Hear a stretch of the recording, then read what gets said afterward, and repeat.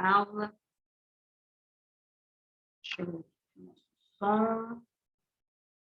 Pai, te agradeço, te louvo por essa rica e bondosa oportunidade. Eu te louvo, Deus, por tudo que nós vivemos aqui em Gênesis, por cada dia de ministração, de libertação, por cada dia de milagre, por cada vitória, por cada conquista, pela ceia do Senhor, por cada aprendizado, por cada coisa que o Senhor tratou no nosso espírito. Muito obrigado, Espírito Santo. Venha conosco nessa noite tratar, Pai, das nossas vidas, das nossas feridas, das nossas ansiedades. Nós abrimos o nosso coração para o Senhor ministrar sobre nós, em nome de Jesus. Amém, amém, amém. Você que tem sua apostila, você vai lá para a aula 11. Os patriarcas. Jó. Jó, a gente vê que ele tem um livro só para ele, né? Mas a história de Jó, ela não começa no livro de Jó. Olha que interessante. A história de Jó começa lá em Gênesis. Por isso que nós vamos estudar Jó em Gênesis. Porque a vida dele começa em Gênesis. Porque ele era neto de Jacó. E como ele era neto de um patriarca, e a história dele começa lá em Gênesis, ele vai entrar aqui no nosso rol, né, de estudo. Então, abre lá Gênesis 46, versículo 13. Gênesis 46, 13.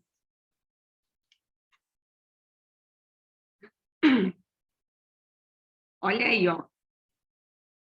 E os filhos de Isacar, Tola, ó, o Isacar tem um filho chamado Tola. Tola, Puva, Jó e Simron. Então, aí a primeira menção que a gente vemos de Jó. Você vê por que é importante você estudar genealogia?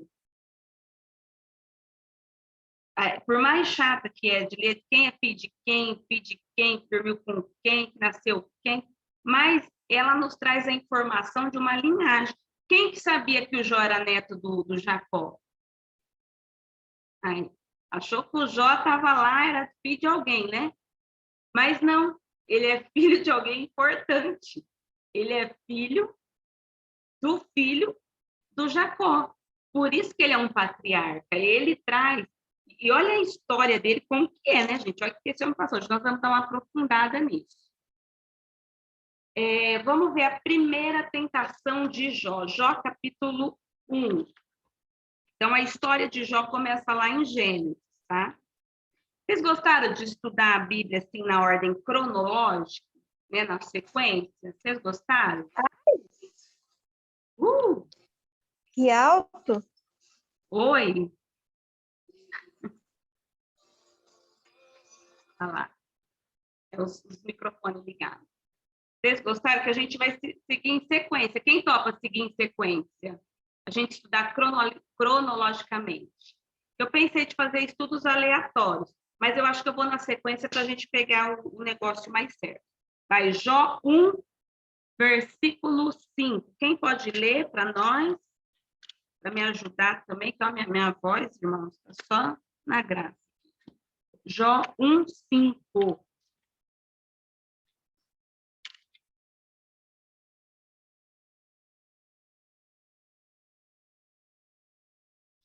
Muta aí teu microfone e manda a leitura. Posso ler na atual, atualizada? Pode. 1:5, né? Isso. Quando terminava uma rodada de banquetes, Jó se levantava de madrugada e oferecia sacrifícios em favor de cada um de seus filhos para purificá-los.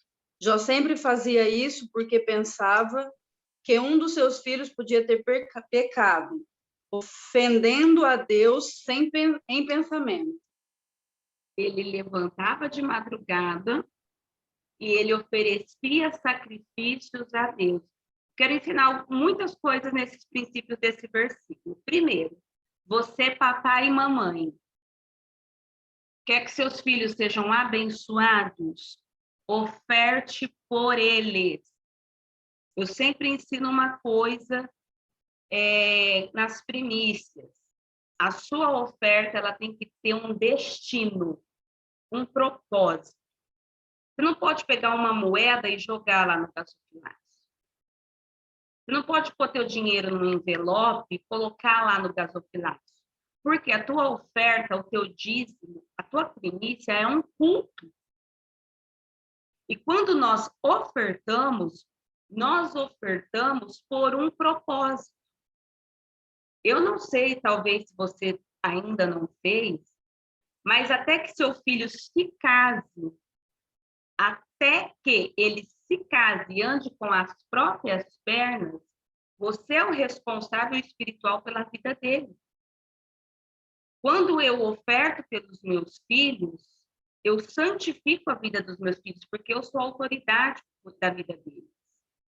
Então, você, papai e mamãe, responsável, que nunca ofertou pelos seus filhos, faça uma oferta específica para eles. O que eu oriento, às vezes, quando nós vamos apresentar crianças? Apresente uma oferta, não é valores, é oferta. Jesus, quando foi apresentado no templo, José e Maria ofertaram 2 rolinhas, 2 passarinhos, porque eles não tinham tantas condições, mas eles não podiam chegar de mão vazia. Eu não sei se vocês sabem, mas sabe como que era o culto antigamente? O sacerdote ficava na porta do templo. E você chegava com a sua oferta, ele falava assim, ó, o que você vai ofertar? Um touro, um bezerro, uma rolinha, uma ave, o que você vai, um carneiro, qual que é a sua oferta? Coloca a oferta na mão do sacerdote e entra para dentro. Sem oferta, se você chegasse lá sem animal para sacrificar, sabe o que ele falava? Volta para trás. No próximo culto você vem. Fico imaginando a gente fazer um trem desse hoje, né? Pensou? Fica lá na porta recebendo os irmãos. A oferta está quanto hoje, irmão? É um boi ou é uma pomba? Mas, por isso que o véu rasgou de alto a baixo. Mas por que o sacerdote fazia isso? Porque ninguém podia se apresentar a Deus de mão vazia. Não existe culto de mão vazia. Por isso que nem se for uma moeda, você tem que levar. Porque não é valor, é o culto. É a adoração. Então, você que nunca ofertou pelos seus filhos, oferte, levante uma oferta, coloca lá o nome do seu filho, porque é o teu altar levantado para eles. Todas as primícias eu primicio para os meus filhos, porque eu não sei o que vai ser deles quando eles crescerem. Eu não sei. Só que eu sei que hoje eles têm altar levantado. E não é questão de valores, reforço. Não é questão, porque a honra não precisa de valores, ela precisa de intenção. Então, Jó, ele levantava para sacrificar pelos filhos. Né? Primeiro ponto. Segundo, ele era observado no mundo espiritual enquanto ele servia a Deus. Deixa eu explicar uma coisa para vocês. Todos nós somos observados pelo mundo espiritual. A gente tem uma besta ilusão de achar que só o diabo está nos olhando. E não é, irmãos. O céu também está nos olhando. E o diabo e os anjos, eles nos observam como nós servimos a Deus. Por isso que a nossa questão de culto tem que ser mudado. Nós não servimos a Deus quando nós vamos para a igreja. Nós servimos a Deus em todo momento. Você não é crente em todo momento? Então, você serve a Deus em todo momento. E nesse momento, Jó estava sendo observado como que ele estava servindo a Deus. Na hora que você está num dia mal, você é observado pelos anjos e pelo inferno. Você é observado por Deus e pelo diabo. O Senhor, ele nos observa. E essa observação, né, trouxe uma tentação a Jó, que fez ele ser provado aonde? Na sua fé. Jó, capítulo 1, versículo 21. Vamos lá. Jó 1, 21.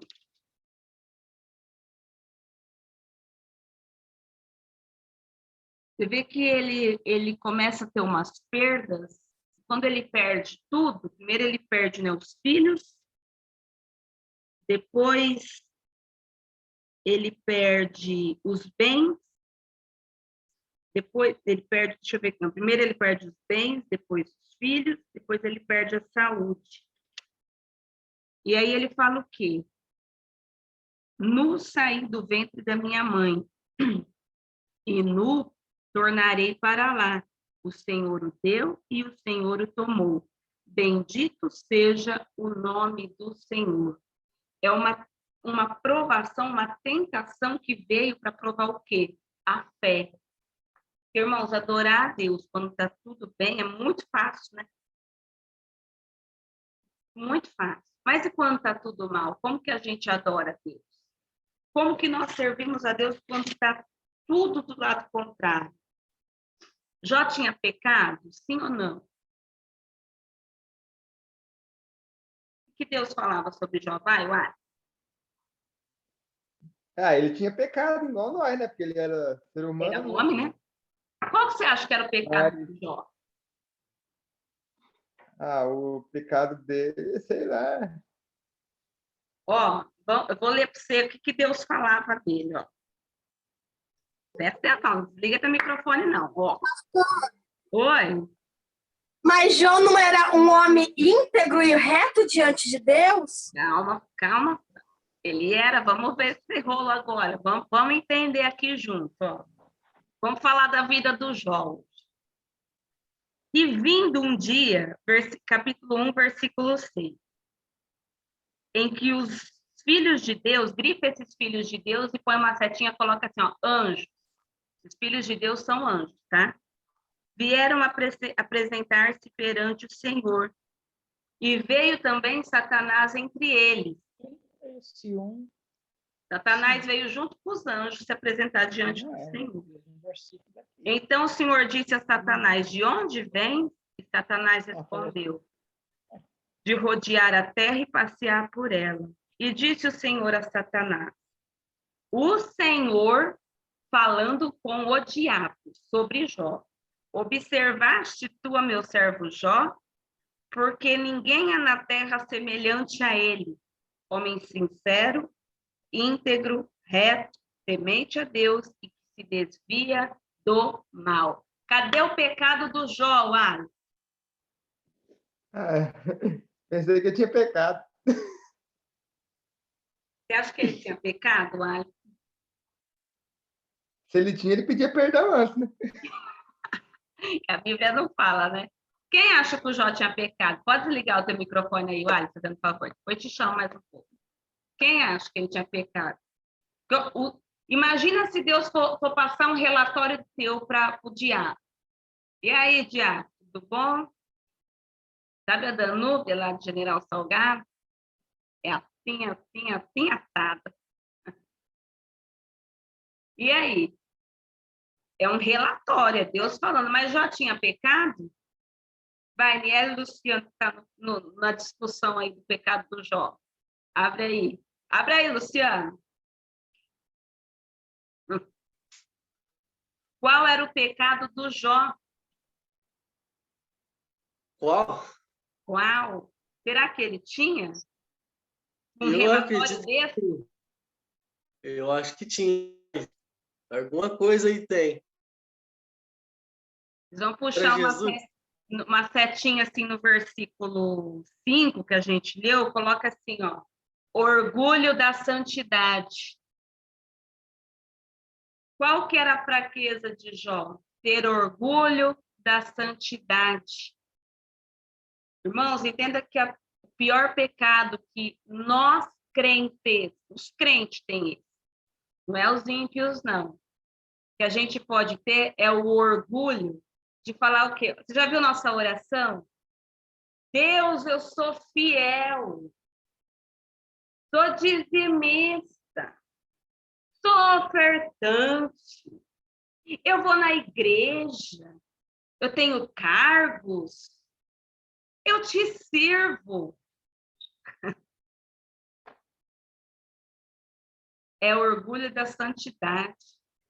Ainda que a gente possa fazer tudo para Deus, a Bíblia ainda assim nos chama do quê? Lucas 1,17, inútil. Você pode fazer tudo isso. Deus te olha e fala, você é um inútil lá na terra me servindo? Por quê? Porque nós somos reconhecidos por quem nós somos em Cristo, não pelo que nós fazemos.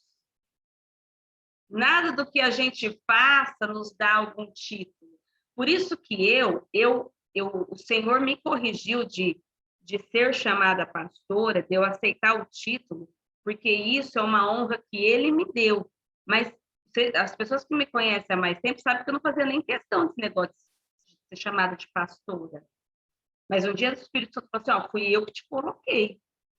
Está desfazendo do ministério que eu te dei.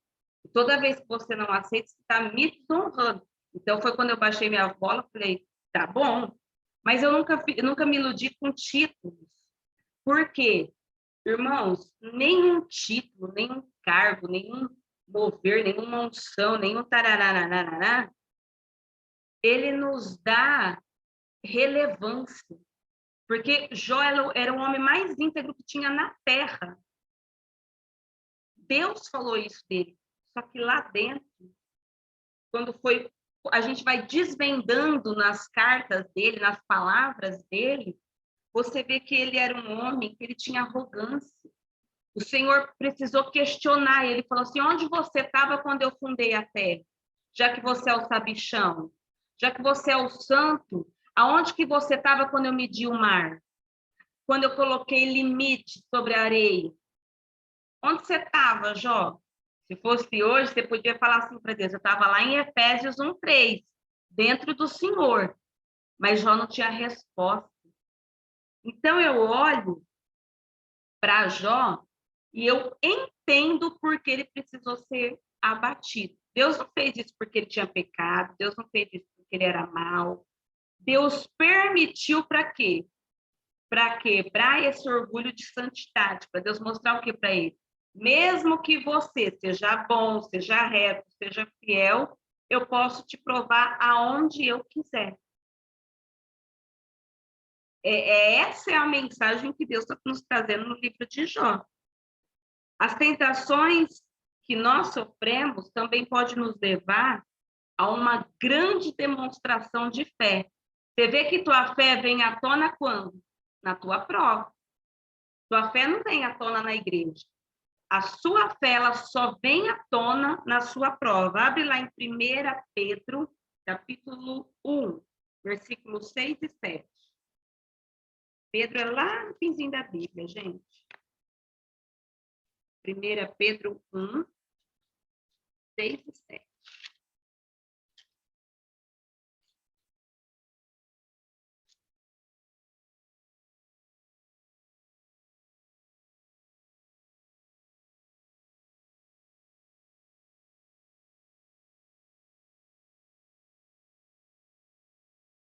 Em que vós grandemente vos alegrais, ainda que agora importa, sendo necessário que estejais por um pouco contristados com várias tentações, para que a prova da vossa fé, muito mais preciosa do que o ouro que perece e é provado pelo fogo, se ache em louvor e honra e glória na revelação de Jesus Cristo.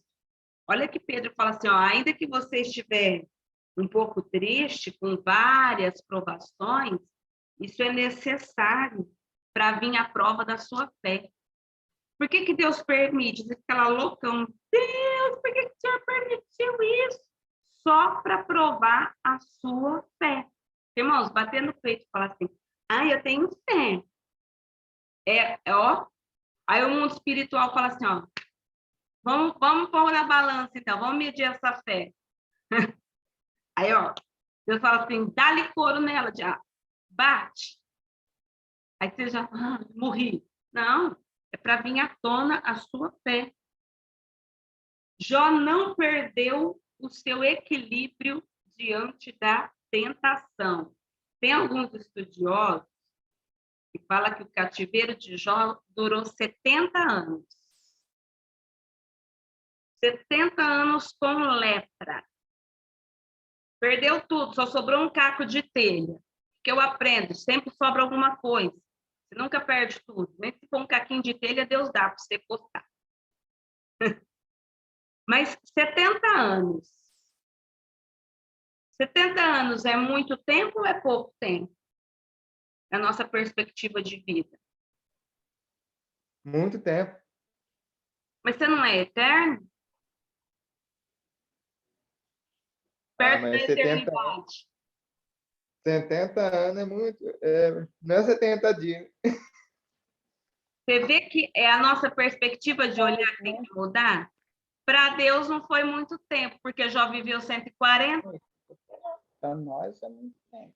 Para nós é muito tempo, né, vó? Olhando, você fala assim, porque hoje a taxa é o quê? 90 anos, né? 70, 80, 90, sobra 20 para você dar uma desfrutada aí. Se aguentar. Se aguentar, né, vó? Sobra 20 anos. Morrer antes. Mas Jó viveu 140. Então, se durou 70 anos, ele ainda teve 70 anos de restituição. Só que o que eu aprendo com isso? A nossa perspectiva tem que mudar. Por quê? Jó, ele não vivia baseado numa condição temporária. Mas a mentalidade é o quê? Eu sou eterno. Irmãos, a nossa mentalidade diante das situações tem que ser o quê? O que eu vivo aqui vai passar alguma hora, vai acabar, porque nós somos eternos, nós não somos temporais. Então, vai terminar, um dia vai ter fim em nome de Jesus. Mas Jó, nisso tudo, ele não perdeu o equilíbrio. Por quê? Ele praticava o que está escrito lá no livro de Tiago, capítulo 1. Vai lá em Tiago. Tiago 1.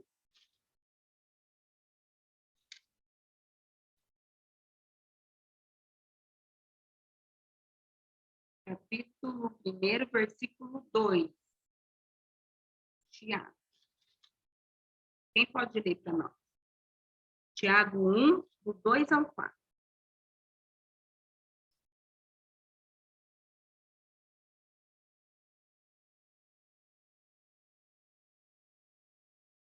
Quem achar, pode deslocar aí.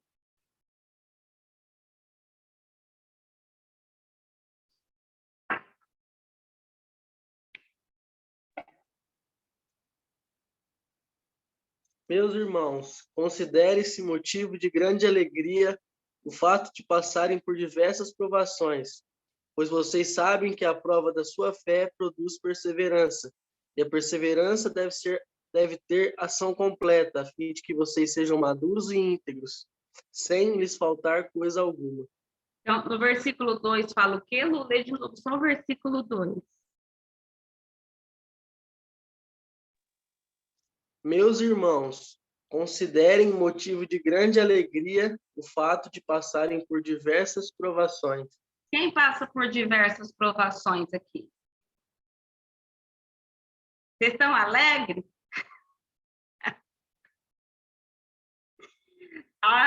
Eu passo com uma tristeza de raça. Não, irmãos, é alegria.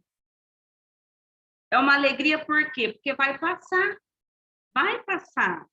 E o Senhor vai ser conosco nessa. Mas olha como que Tiago ensina. Quando você estiver passando por muitas provações, fica feliz. Igual o Lázaro cantava. Vou passando pela prova, dando glória a Deus. É o que Lázaro dizia, né, irmão Lázaro? Mas a gente, na hora das muitas provações, a gente faz o que a gente questiona. Não é questionar, é se alegrar. Porque se não tem luta, não tem vitória. A vitória é uma consequência da luta que nós passamos. O que incomodou o diabo na vida de Jó? O que o diabo ficou? Vocês acham que foi o relatório de Deus? Deus falou assim, ó, viu que ele é íntegro, reto? Foi a conduta dele ou foi a prosperidade dele? O que incomodou Satanás? Abertos o chute.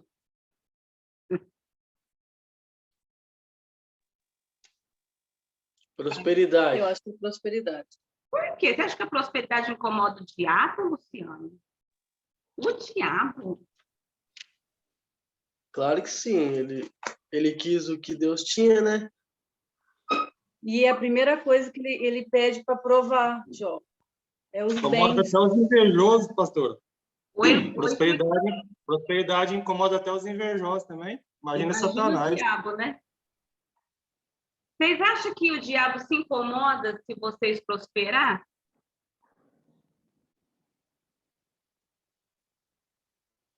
Sim? Sim. Vamos ler? Jó, capítulo 1, versículo 10. Vai no 9 para você entender. Então respondeu Satanás ao Senhor e disse: porventura teme Jó a Deus de balde?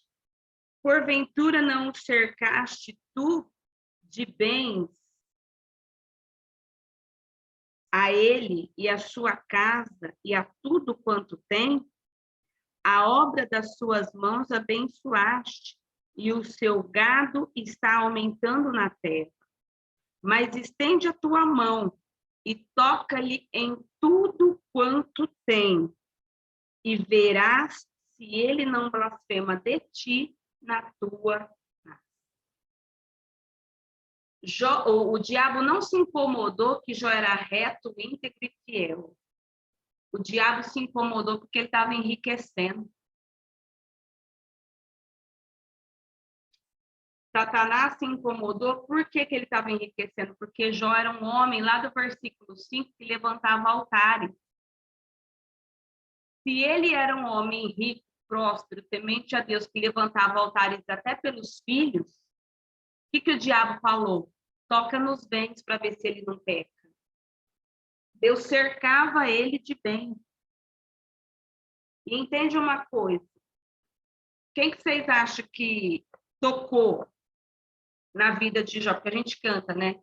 Deus me deu, Deus tomou, bendito seja o nome do Senhor. Quem tocou? Foi Deus ou foi o diabo que arrancou tudo de Jó?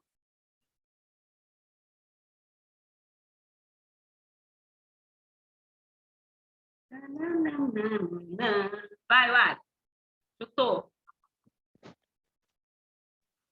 A avó falou que é Deus. Deus? Um voto para Deus. Quem acha que é Deus que tirou tudo de Jó? Uma Maria. Eu também acho que é Deus. Édipo, acho que é Deus mesmo. Alguém acha que é o diabo que tirou as coisas de Jó? Miele e Luciano. Deus permitiu que o diabo tirasse Mas quem tirou? Foi Deus ou foi o diabo?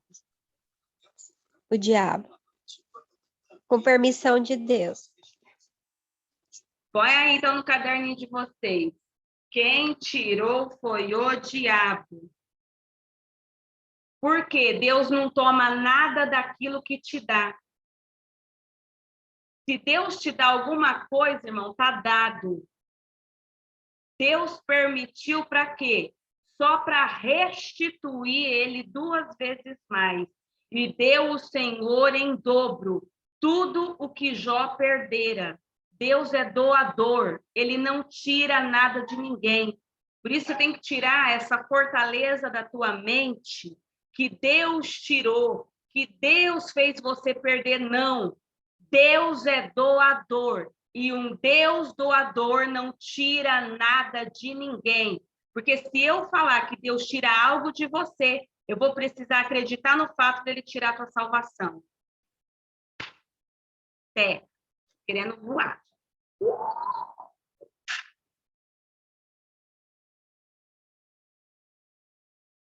Se eu acreditar que Deus tira alguma coisa de você, Eu tenho que falar que ele risca o teu nome do livro da vida e te joga lá no inferno. Pega a salvação que ele te deu. Pega o Cristo que ele te deu. Como que um Deus doador vai tirar alguma coisa de você?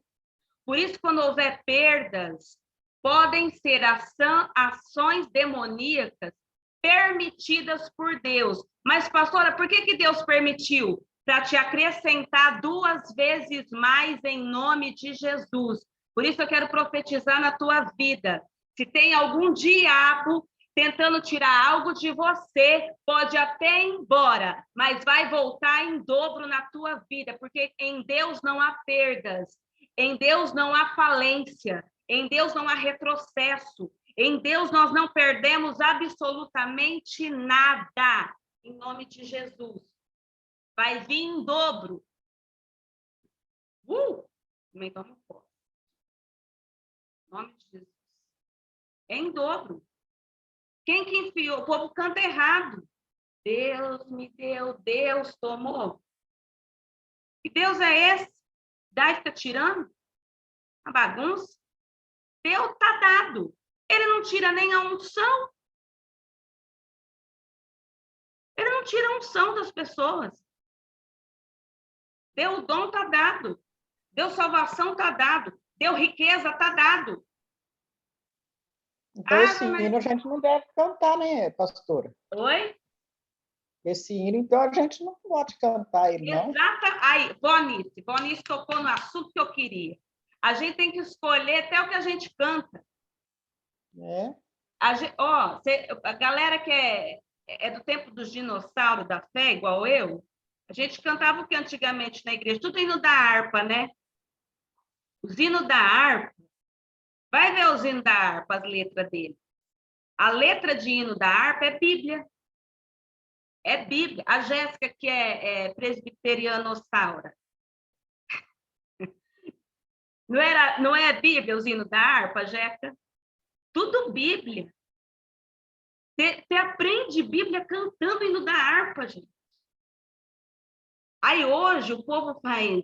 Qual que é o problema hoje dos compositores? Eles fazem hino inspirado na luta. Ai, estou passando uma luta, vou compor um hino.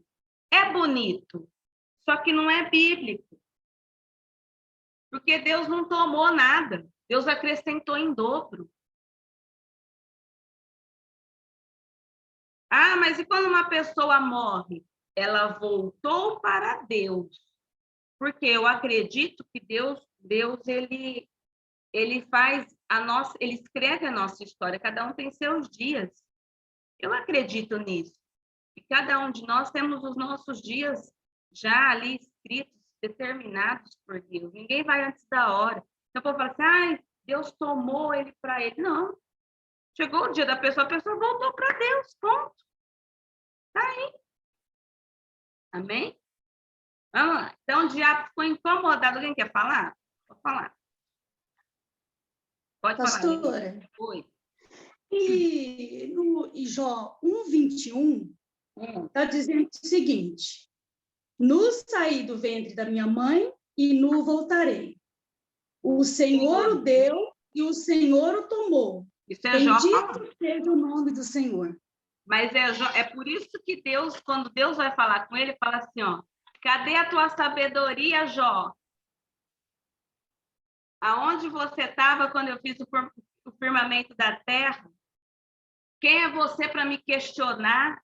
Você não me conhece. Lá no final, Jó fala assim para Deus, eu te ouvi, eu te conhecia de ouvir, agora eu te conheço, porque eu te vi, os meus olhos te viram, eu tive um relacionamento contigo, porque ele ouvia falar.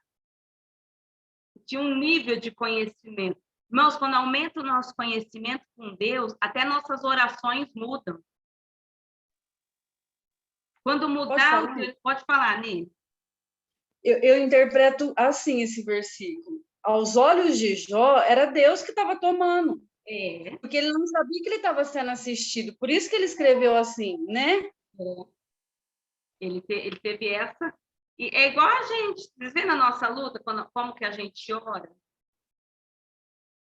Só que quando tudo passa, aí você fala assim, nossa, se eu soubesse que Deus ia fazer isso, eu nem tinha chorado. Eu nem tinha desesperado. Porque mudou a concepção, mudou o nível, mudou a oração, mudou a linguagem, mudou a forma de falar, mudou tudo. Vamos lá. Segunda tentação de Jó, Jó capítulo 2, versículo 2 ao 7. Jó 2, do 2 ao 7. Então, aqui ele perdeu os bens e os filhos.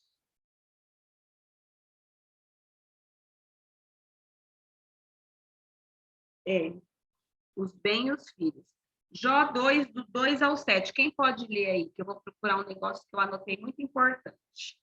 Abre aí e vai lendo. Deixa eu caçar um livro aqui, um caderno.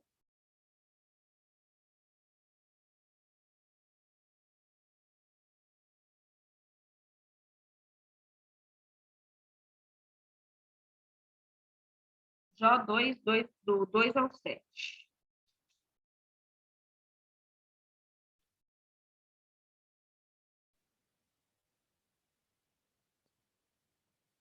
Então o Senhor disse a Satanás: De onde vens? Respondeu Satanás ao Senhor e disse: De rodear a terra e passear por ela. Perguntou o Senhor a Satanás: Observaste o meu servo Jó? Porque ninguém há na terra semelhante a ele, homem íntegro e reto, temente a Deus e que se desvia do mal. Ele conserva a sua integridade, embora me incitasses contra ele, para o consumir sem causa. Então Satanás respondeu ao Senhor: Pele por pele, e tudo quanto o homem tem, dará pela sua vida. Espera só um pouquinho, Estende Danúbia, por... espera só um pouquinho. Ah. Clica esse versículo 4 aí, gente, coloca aí, ó, mudou o nível da dor. Até agora ele tinha perdido os bens e vivido o luto. Só que como ele não se entregou, o que Satanás faz? Muda o nível da dor para ver se ele mia. Toca na pele dele. Arranca o couro do Jó. Vai lá. Pode terminar aí.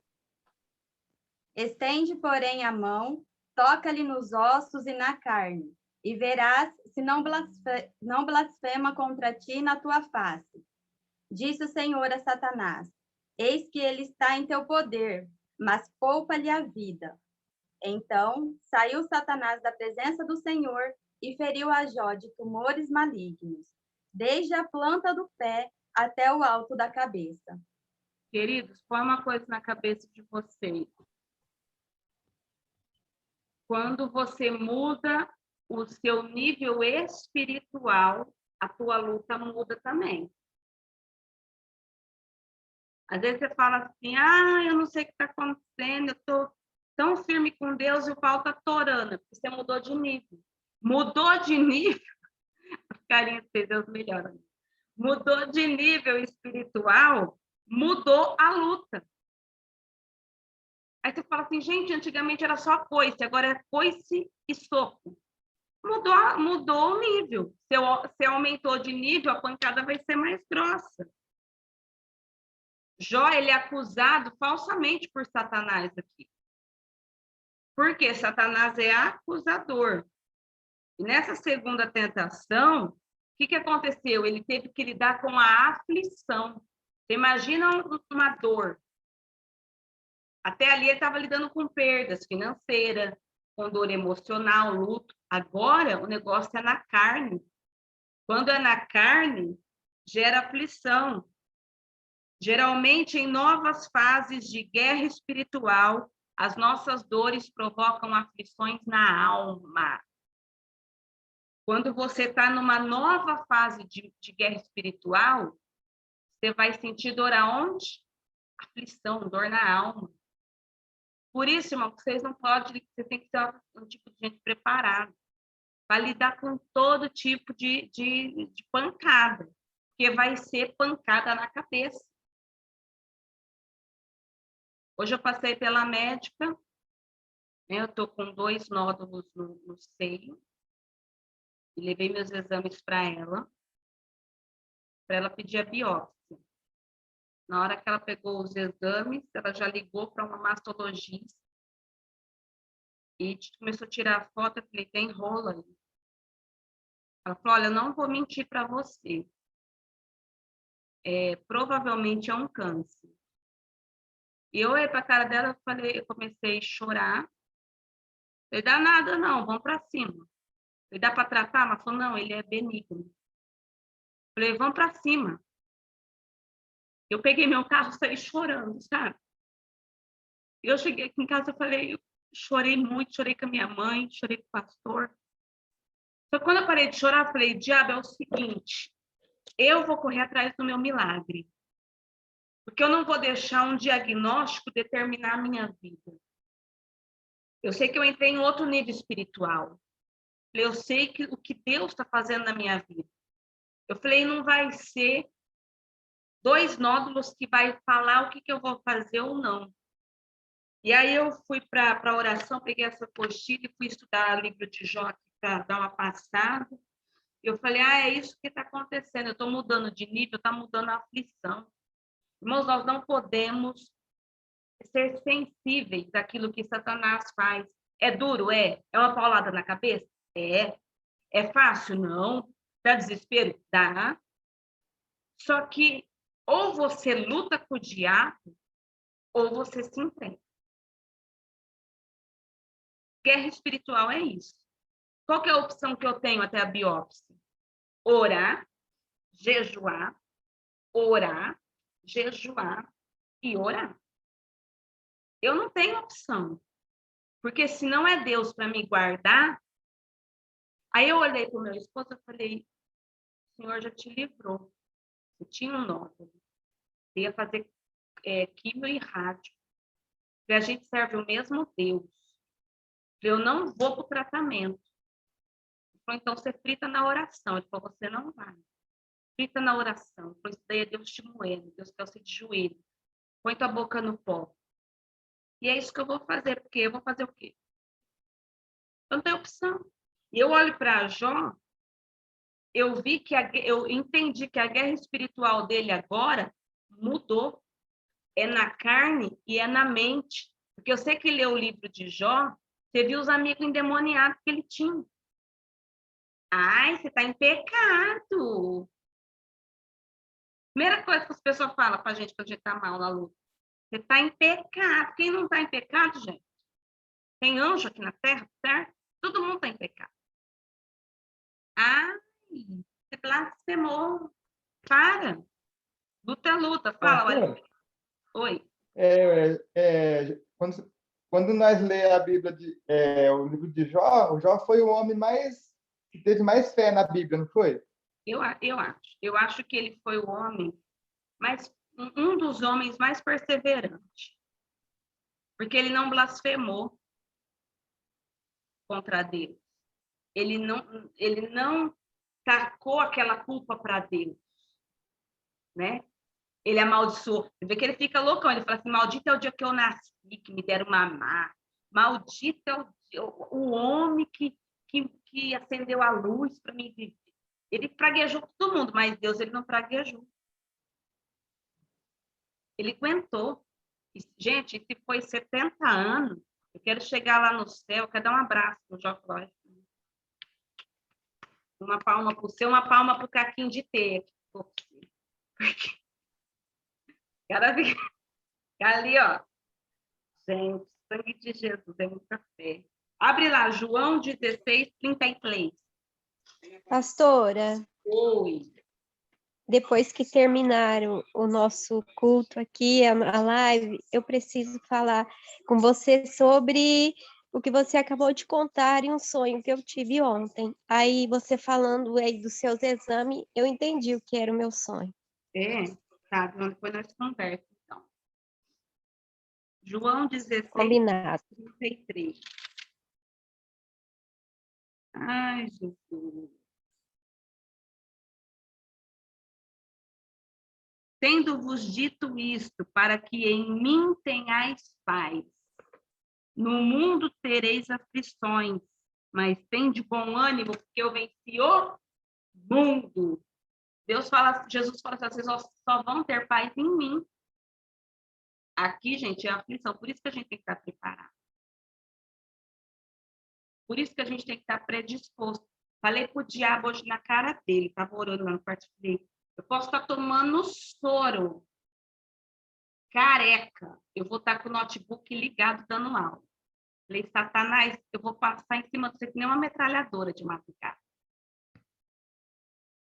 Você vai tomar tanta rajada de língua estranha, tanta. Eu falei, pastor, ele não é cozinha, porque o diabo me conhece. Satanás não me conhece. Eu quero dar tanta bicuda nesse diabo, o nódulo vai sair no susto. Aí, eu vai, cadê? Rajada de língua estranha. Na hora que eu fazer a biópsia, eu quero dar rajada de língua estranha na ouvido do médico também. Só de nervoso. Aqui é aflição. Aflição. Então, tem que estar preparado. Aí você fala assim, por que eu estou fazendo essa luta? Porque aqui é aflição, né, meu irmão? Agora, a vida aqui é pancadaria. Vai lá, 1 Pedro 4. Ao Jó. Versículo 12.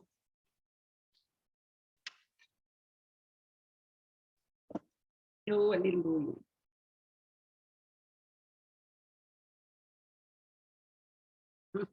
Eu amo as cartas de Pedro. Olha o apóstolo Pedro nos comportando. Amados, não estranheis a ardente prova que vem sobre vós para vos tentar, como se coisa estranha vos acontecesse, mas alegrai-vos no fato de serdes participante das aflições de Cristo, para que também na revelação da sua glória vos regozijeis e alegreis. Ele fala assim, não age como se você falasse assim, o que está acontecendo? Lembra que vocês é crente. Crente vai passar aflição mesmo. Ou é a médica hoje falava, gente, eu sou crente. Olha o que essa mulher está falando para mim uma hora dessa, gente. Sangue de Jesus. 5 objetivos de Satanás na vida de Jó. O que o diabo tentou ele? Primeiro, para roubar, matar e destruir. Porque essa é a função de Satanás. E ele vem para roubar mesmo. Ele vem... Eu falo, a gente ignora as ações do inferno. O diabo não vai pegar leve porque você é crente. Muito pelo contrário, quanto mais crente você for, mais pesado você vai apanhar. Ele não vai. Ele veio primeiro, ele veio roubar a alegria de Jó. Jó 1:11. Um homem cheio do dinheiro. Fez tudo bonito. Crente. A vida uma benção. Vocês acham que ele era triste? Devia ser só sorriso. Então, a primeira coisa que Satanás rouba na nossa aprovação, alegria. Quem que fica alegre na prova? Eu li Tiago hoje, falei, Deus, alegrai-vos na tribulação. Falei, isso é muito difícil. Não dá para rir, não, Senhor. Tem dia que a vontade de chorar é muito grande. Mas alegrai-vos. E Satanás tenta o que na aprovação? Roubar a alegria. Segundo, Jó 1:11, que ali mostra, a gente leu. Ele veio para roubar os bens. Você vê que o diabo, primeiro, ele começa a roubar o teu ânimo, depois ele toca na tua vida financeira. Por quê? Gente desanimada não ganha dinheiro. Já guarda isso no teu coração, viu? Quanto mais desanimado você for, menos próximo. Prosperidade tem a ver com alegria. Tem que rir. Né? Rir. Tem que ser. É uma conduta. O diabo veio para roubar a família de Jó. Jó 1, versículo 18 ao 19. Estando ele ainda falando, veio outro e disse: estando teus filhos e tuas filhas comendo e bebendo vinho na casa do seu irmão primogênito, eis que um grande vento sobreveio da além do deserto e deu nos 4 cantos da casa, o qual saiu sobre os jovens, e morreram, e só eu escapei para trazer a nova. Perdeu todos os filhos, gente. Para quê? Porque o diabo quer roubar a família. Só sobrou a mulher do Jó, né?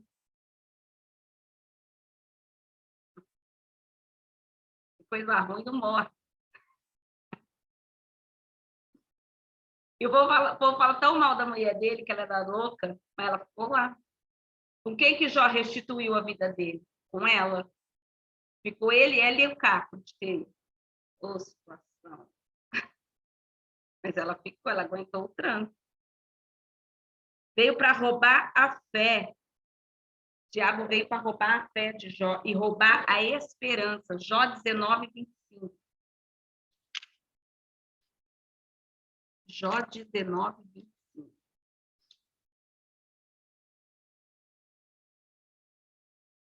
Olha o que Jó fala, ó, quando começa a ser mais tratado.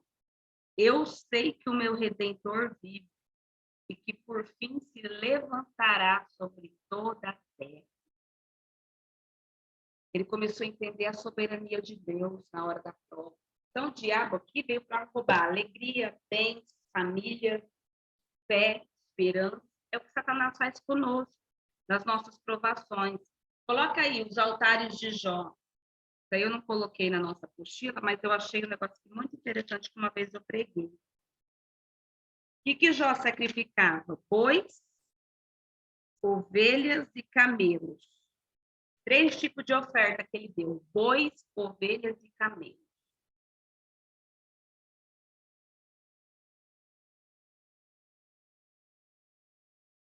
O boi, coloca uma setinha aí, ó, representa a adoração.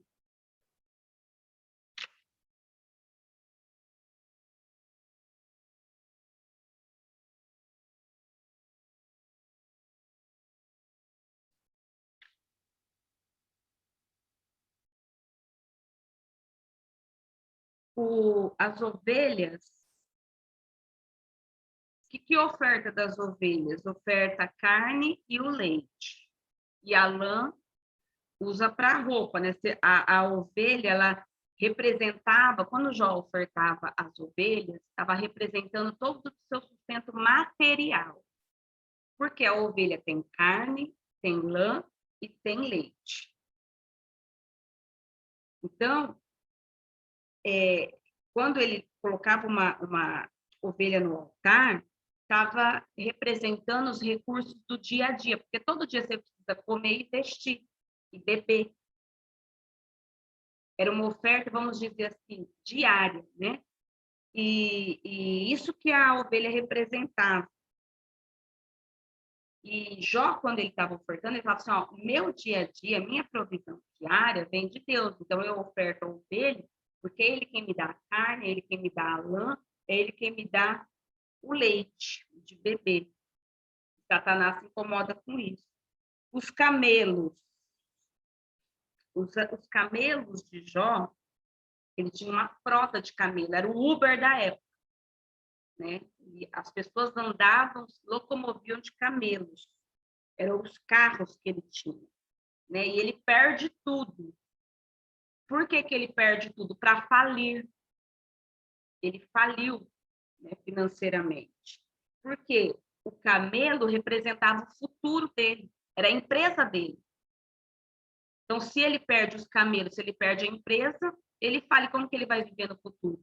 Teve o terremoto lá que matou os bois, que matou as ovelhas e que matou os camelos. Então, ele não tinha boi para sacrificar, ele não tinha ovelha para se sustentar e sacrificar, e ele não tinha camelo para viver no futuro. Um camelo valia R$193 mil. Quase R$200 mil um camelo. Ele tinha 3 mil camelos. Então, ele perdeu uma fortuna de 579 milhões de reais hoje. dinheiro, né? Fui somar, olha os tempos que eu tenho, fui somar a fortuna do Jó. A Lenice deu risada. Curiosidade isso aqui, Lenice. O cara perdeu mais de R$500 mil, gente. Faliu. Ficou só na pereba. Ai, que dó. Me dá uma dó. Mas Deus deu tudo em dobro. Então, esses eram os altares, ele ofertava, e era o que ele tinha, as fortunas dele. Como que ele ficou diante da provação? Vamos ver o psicológico do Jó. Jó 19, versículo 13.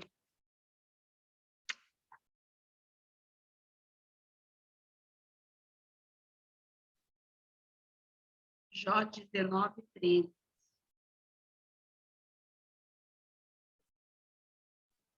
Ô, pastora, Oi, posso fazer uma pergunta? pode. Ó, a senhora falou que Jó restituiu com a mesma mulher, né? Sim.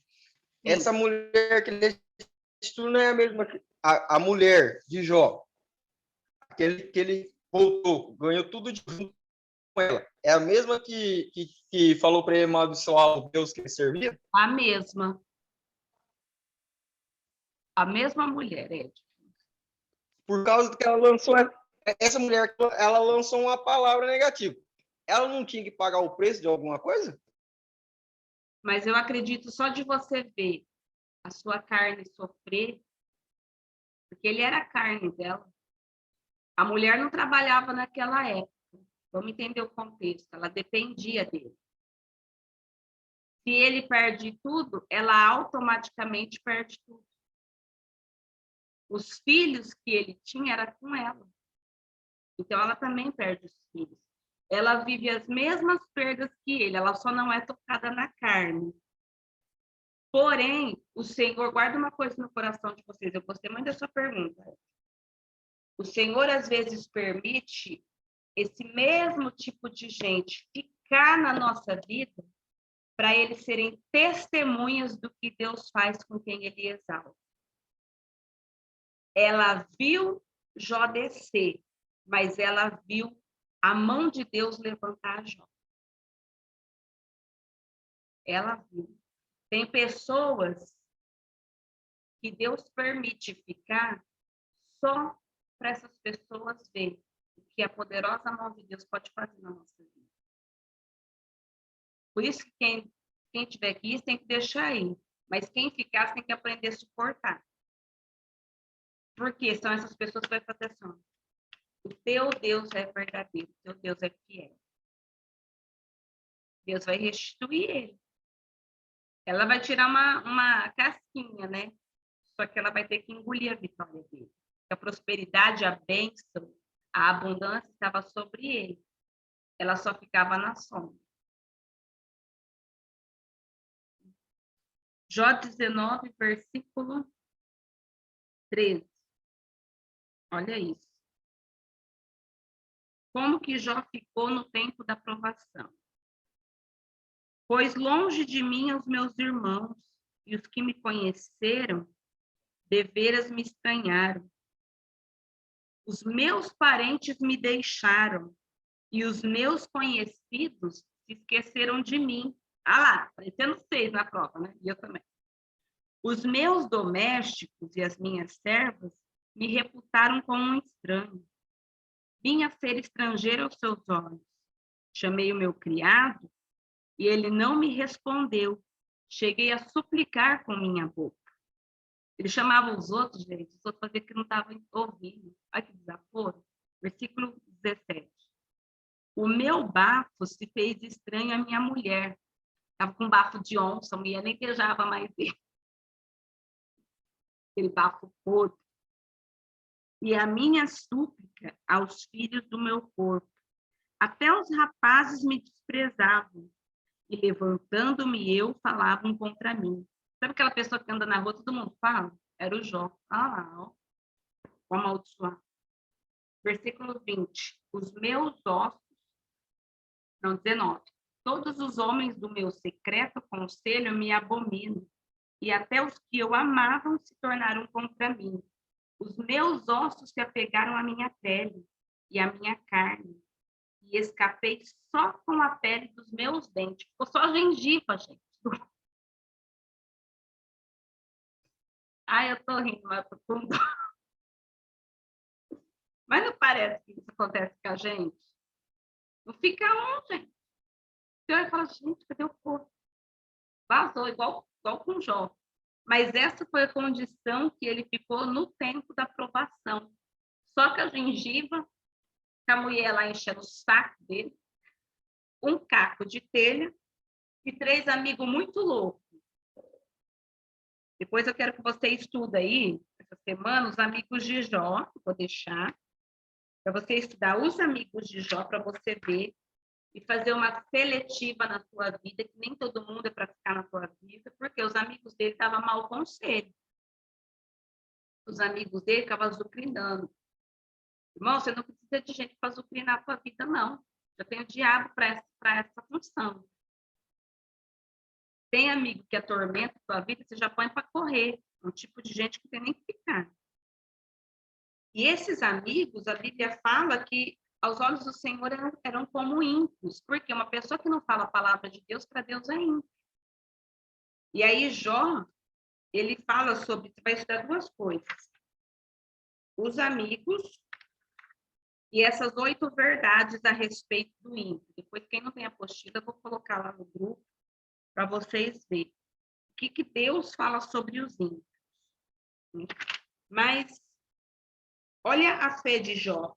A fé de Jó fez ele ter força no tempo da abastança. Ele teve fé no tempo da abastança. Jó 1, 13 ao 22 nos fala isso. Que ele foi um homem que, quando ele tinha tudo, ele sabia exaltar o Senhor, ele cria, ele nunca questionou aquilo que Deus estava fazendo.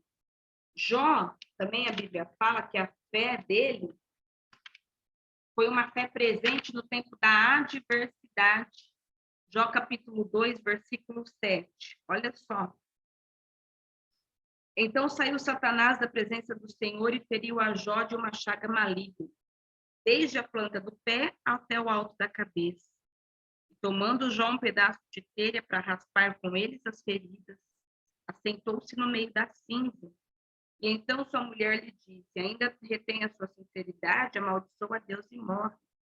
Mas ele lhe disse: como fala qualquer doido, assim falas tu. Recebemos o bem de Deus e não receberíamos o mal? Em tudo isso, Jó não pecou com os seus lábios. Então, Jó, ele guardou a sua fé no tempo da adversidade, ele teve fé para não negar a Deus, ele teve fé para enfrentar os momentos de solidão. Sabe o que faz a gente aguentar a solidão? A fé. E ele teve fé no Redentor. Aleluia.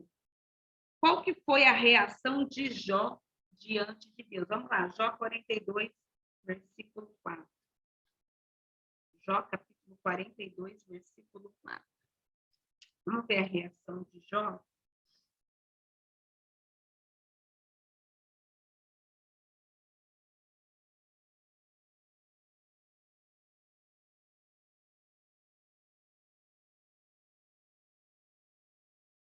Escuta-me, pois, e eu falarei, e eu te perguntarei, e tu ensina-me. Reação dele, de arrependimento, de quebrantamento, e ele se coloca, assim, numa condição de se arrepender pelos pecados dele, não questionar o castigo. Quando Deus começa a falar com Jó, Deus fica mudo até o capítulo 37. No capítulo 38, Deus começa a falar. Porque existem fases na nossa vida que Deus não fala de forma alguma. Deus ficou 38 capítulos em silêncio. Mas quando Deus falou, Jó falou assim, ó, então, ensina, que eu vou sentar e eu vou ouvir, eu vou te perguntar e o Senhor vai me responder. Eu vou me arrepender, eu vou me quebrantar, eu vou mudar a minha vida, eu vou me arrepender dos meus pecados, vou parar de ter orgulho da minha santidade. Ele começa a ser uma pessoa ensinada. Quando a gente quer vencer com Deus, sabe o que a gente precisa ser? Humilde, ser ensinado. Sentar e falar assim, o que o Senhor quer fazer, Deus? Como que o Senhor quer tratar comigo? O que o Senhor quer operar na minha vida? Essa é a nossa pergunta diante de Deus. Essa é a nossa reação. Grandes lições que Deus ensinou a Jó. Primeiro, a Deus pertence a sabedoria e ao homem a ignorância. Irmãos, por mais que uma pessoa saiba alguma coisa, ela nunca vai saber tudo. Ela ainda sabe pouco. Então, não se impressione, às vezes, com a sabedoria humana. O homem, por mais que ele saiba, ele é sempre ignorante. Ontem eu falei para o pastor, eu falei, eu quero entrar num curso. Eu não sei, eu quero estudar, quero aprender coisa. Quero aprender coisa nova. Entrei num curso, vou começar um curso aí de 8 semanas, 8 aulas, para trazer coisa boa para vocês. Por quê? A gente nunca sabe nada. A gente tem que estudar para a gente ver se sai daquela mediocridade, daquela linha. A Deus pertence a justiça e ao homem a injustiça. Põe uma coisa na sua cabeça. Deus sempre é justo. Sempre. Mas eu não concordo, mas ele é justo. Mas ele é justo. O homem é injusto, mas Deus não. Deus não é injusto. Nunca foi e nunca será. A Deus pertence o poder e ao homem a impotência. Nós nunca podemos nada. Hoje que eu estava diante da médica, ela falava, gente, eu não estava lá na sala, meu corpo, eu tinha o corpo, a minha alma saiu e eu comecei a entrar na esfera espiritual. Eu falei, Deus, eu oro por tantas pessoas que estão curadas. Foi na hora que eu entendi a nossa impotência. E eu vi, se não é Deus para intervir na nossa vida, nós não temos. Não tem como a gente ficar de pé se não for Deus. Por isso, aproveite, exalte Deus pela vida que Deus te deu. Mesmo que você esteja passando no mar da aflição, você louva a Deus por tudo. Porque se Ele te mantém vivo, é porque se você está em pé, está respirando, é porque Ele está te sustentando. O homem jamais, porque o livro de Jó nos ensina que o homem jamais vai compreender a criação. Nunca você vai entender o que Deus fez. A gente pode estudar a Gênesis o resto da nossa vida, a gente nunca vai entender o que Deus fez.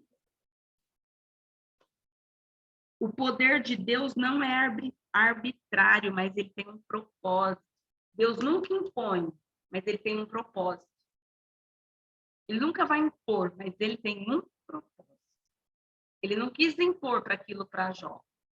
Ele deixou acontecer, mas ele deixou por causa de um propósito. Deus sempre humilha os orgulhosos e soberbos, mas abençoa e exalta os humildes. E a última lição, Deus não pode ser acusado de nada. Irmãos, pelo amor de Deus, nunca acuse Deus de nada. Se qualquer coisa ruim acontecer na sua vida, não foi Deus quem fez. Deus talvez permitiu só para provar a sua fé. Mas não foi porque você é esquecido, abandonado. Ele te ama. E um pai que ama os seus filhos, ele não vai fazer nada ruim com os seus filhos. Até a disciplina de Deus é boa, então não acuse Deus de nada. Jó questionou os dias que nasceu, Jó questionou porque estava vivo, mas Jó não atribuiu a culpa para Deus. Existem dias que nós vamos ficar revoltados, sim. Mas nos dias de revolta, tome cuidado com as suas palavras. É preferível você morrer de chorar do que você abrir a sua boca e falar demais. Por quê? A gente é humano, vai sair revolta do nosso coração. Tem dia que a gente tem pergunta não respondida. Mas não acuse Deus de nada, porque tudo tem um propósito. Como que Jó terminou os dias? Vamos ver. Eu amo isso aqui. Jó 42, 7. 17, 42, 17.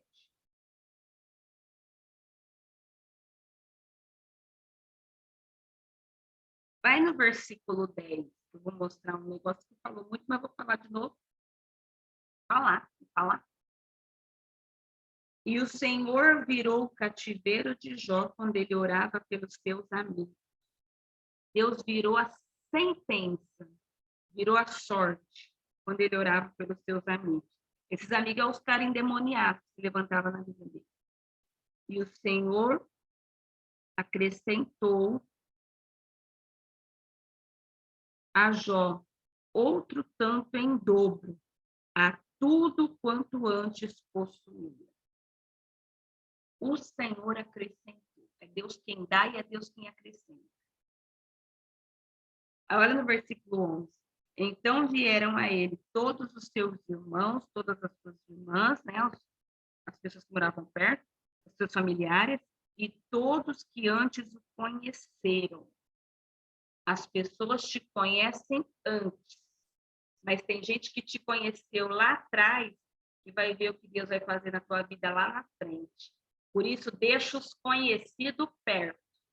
É eles que vai sentar na tua mesa e vai exaltar o nome de Deus na tua vida. Jó 42, 17. Olha só como que ele termina. Então morreu Jó, velho e farto de dias, abençoado, restaurado e confortado. Ou seja, ele terminou melhor do que ele começou. Velho e farto, 140 anos. Deu para viver um bom pouco, né? Eu sei que essa semana me perguntou quem que eram os monstros aí do livro de Jó. Deixa eu achar aqui. É o Bemute, né, que fala. Quem que perguntou? Foi a Aniele que me perguntou? Foi você, não foi? Como que fala na tua Bíblia aí o nome dos bichos?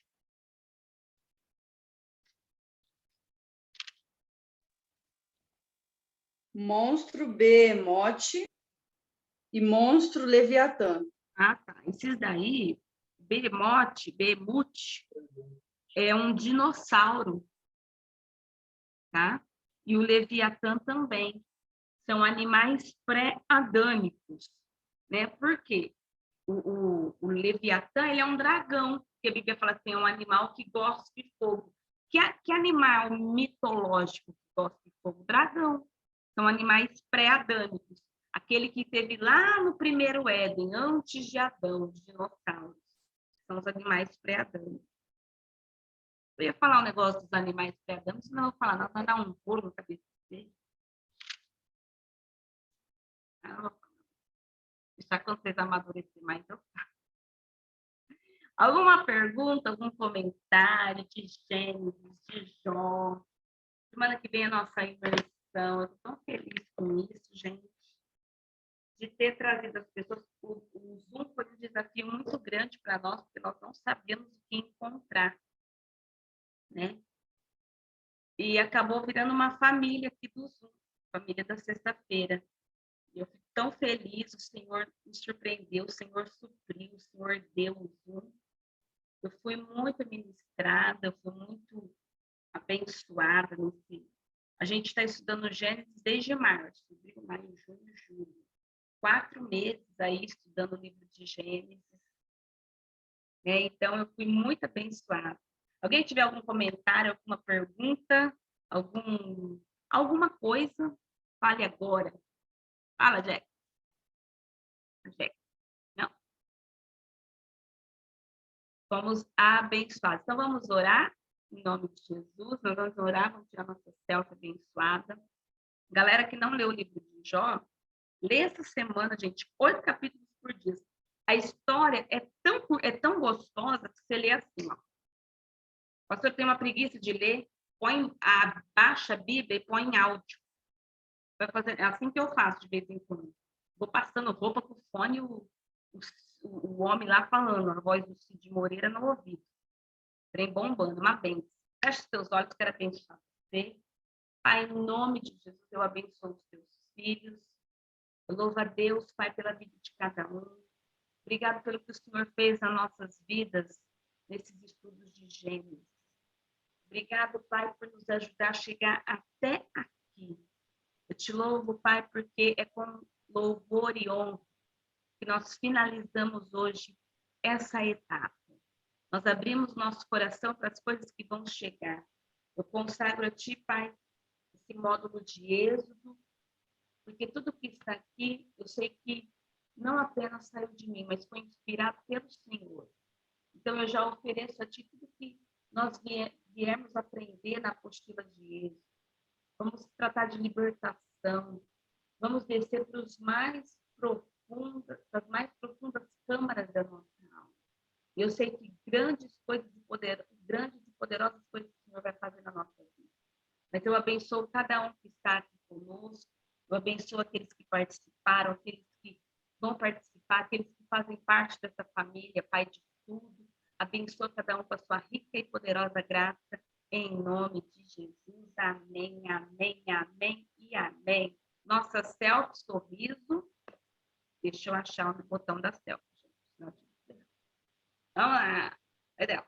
Todo vai, jeito. Aí. Tirou. Glória a Deus, glória a Deus, glória a Deus. Querido.